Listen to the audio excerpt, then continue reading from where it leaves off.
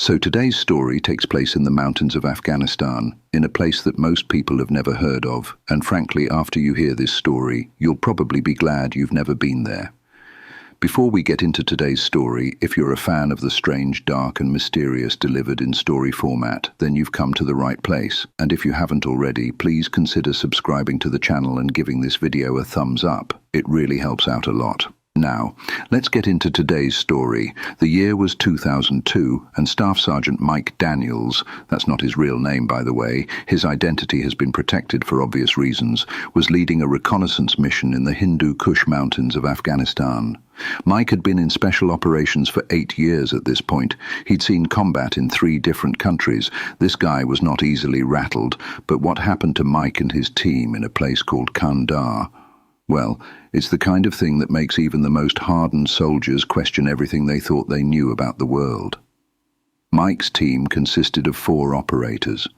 They'd been tasked with setting up an observation post on a ridge overlooking a valley where intelligence suggested Taliban fighters were moving weapons. Should have been routine. Get in, observe, report back. Simple. The helicopter dropped them off about 2 clicks from their target location just before sunset. The plan was to move under cover of darkness, establish their position, and begin surveillance at first light. Now, here's where things get interesting. As they're making their way through this rocky terrain, their local Afghan guide, a man who'd lived in these mountains his entire life, suddenly stops dead in his tracks. Mike asks him what's wrong, and the guide, this guy who'd been nothing but professional up to this point, he turns to Mike and says, "We cannot go to Kandahar. The giant sleeps there." Mike, being a practical military man, assumes this is some kind of local superstition. Maybe there's a Taliban stronghold the guide doesn't want to encounter, so he presses the guide for more information. But the guide becomes increasingly agitated. He starts talking about how his grandfather's grandfather told stories about Kandahar, about something that lived in the caves there, something that was old when the first humans came to these mountains. The guide describes it as a giant. Not just tall, but massive, covered in reddish hair with eyes like burning coals and teeth like a wild animal. He says it hibernates for years at a time, but when it wakes up, well, entire villages have disappeared. Mike's team is getting restless. They've got a mission to complete, and they're not about to be deterred by ghost stories. So Mike makes the decision to proceed without the guide. The guide refuses to go any further and heads back toward the extraction point. As Mike's team continues toward Kandahar, they notice something unsettling. The mountains are completely silent. No wind, no animals, no insects, nothing. Just this oppressive quiet that seems to press down on them. When they reach the ridge overlooking the valley, they set up their observation equipment and begin scanning the area. And that's when they see it. In the valley below, there are what appear to be structures. Not buildings exactly, but these strange rock formations that seem too organized to be natural. And scattered around these formations, bones, lots of bones. Through their night vision, they can see that some of these bones are human, but others are much larger, like they came from animals that shouldn't exist in this part of the world. Mike decides they need to get a closer look. Against every instinct screaming at them to stay put, the team descends into the valley. As they approach the rock formations, they realize these aren't natural at all. They're carefully stacked stones, arranged in circles. And in the center of the largest circle, there's an opening, a cave entrance. The bones aren't just scattered randomly either. They're arranged in patterns around each stone circle, like some kind of primitive altar. Mike's team sets up a perimeter around the main cave entrance while he and one other operator prepare to investigate inside. They've got thermal imaging, night vision, the works. They're as prepared as they can be. But nothing could have prepared them for what they found in that cave. The cave descends much deeper than their equipment can penetrate. The walls are covered in what appear to be claw marks, but these aren't from any animal Mike has ever encountered. The marks are deep, gouged into solid rock, and they're huge. Whatever made them had claws the size of railroad spikes. As they move deeper into the cave, their thermal imaging starts picking up something, a heat signature, massive. and it's moving. Mike radios back to the team on the surface. "We've got movement down here. Something big." Then they hear it.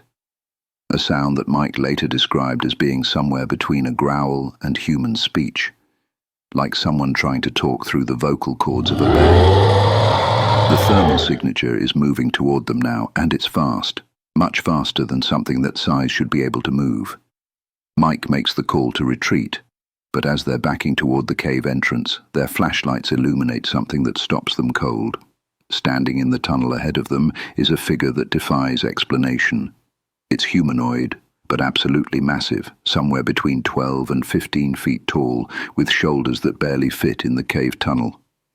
The entire creature is covered in coarse, reddish hair, including a thick beard of the same rusty color that hangs down to its chest. Its eyes reflect their flashlight beams like an animal's, but there's an intelligence there that's unmistakably aware.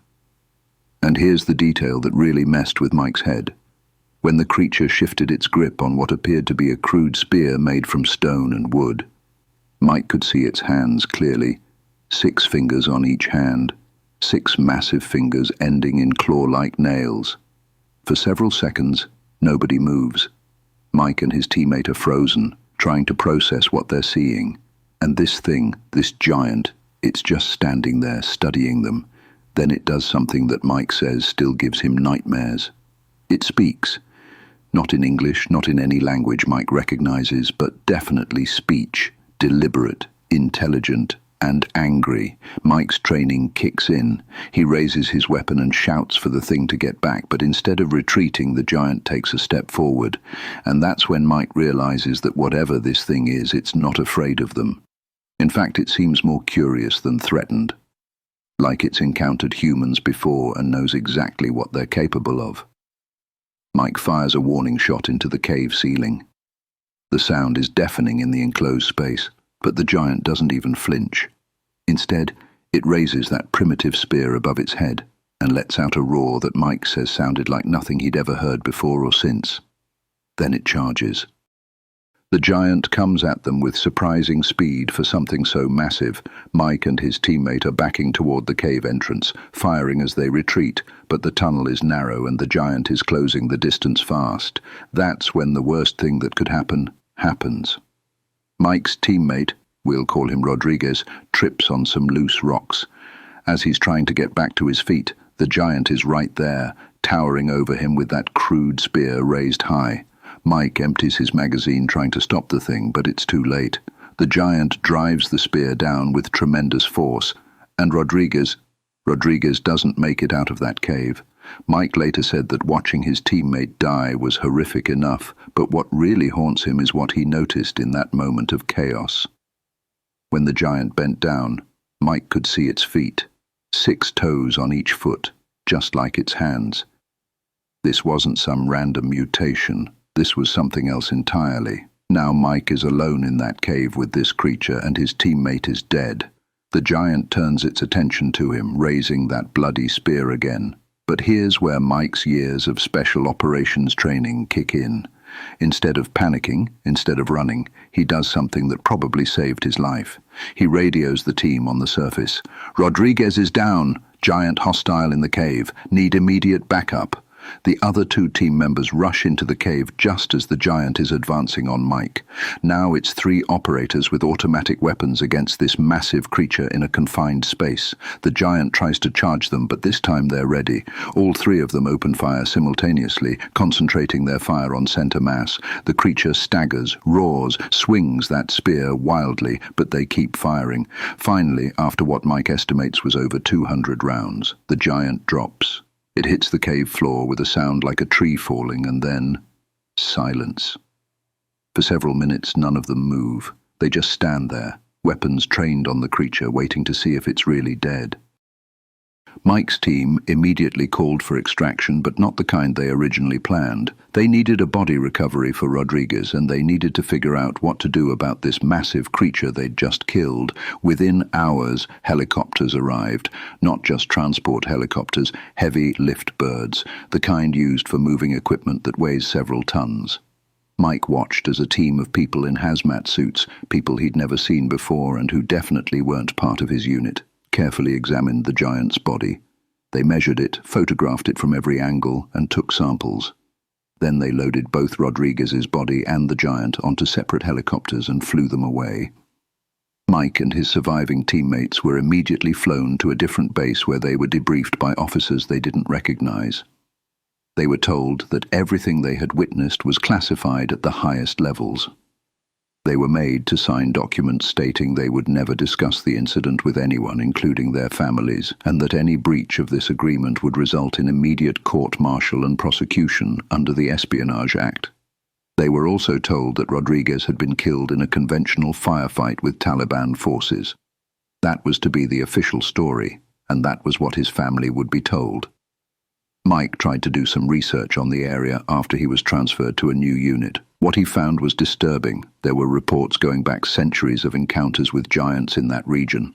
Local legends that predated Islam, predated Buddhism, predated any organized religion in the area. But what really got to him were the physical descriptions in these old accounts. Red hair, massive beards, 6 fingers and 6 toes. The details were too consistent across too many different time periods and cultures to be coincidental. The most unsettling thing Mike discovered was a British colonial report from 1897. A survey team had gone missing in the same valley. When a search party finally found them, they were all dead, scattered around what the report described as primitive stone circles. The cause of death was listed as attack by unknown predator of exceptional size. One detail in that report made Mike's blood run cold. The British searchers found crude spears at the scene, spears that were too large for any human to wield effectively. Mike completed his tour of duty and left the military shortly after the incident at Kandahar. He's never been back to Afghanistan, and he says he never will be. He also says he's never been able to forget Rodriguez, or the way that giant moved, or the intelligence he saw in its eyes. The official records of his team's mission have been classified at the highest levels, and the military has never acknowledged that anything unusual happened in that valley. Rodriguez's family was told he died fighting Taliban forces, and they were awarded a Purple Heart in his honor. But Mike isn't the only soldier who's reported encounters with something unexplained in those mountains. He's managed to track down other veterans who've shared similar stories, always off the record, always with the understanding that they could face serious legal consequences for talking. There are whispers in veteran communities about other incidents, other encounters that have been quietly buried in classified files. Some involve bodies that were recovered. Others involve entire units that went missing and were never found. The local people still avoid Kandahar. They still tell their children stories about the giant that sleeps in the caves. And according to Mike, maybe they should keep telling those stories, because sometimes the old legends exist for a reason. And that's today's story. If you enjoyed it and want to hear more stories like this one, please subscribe to the channel and turn on notifications so you never miss an upload. Until next time, see you.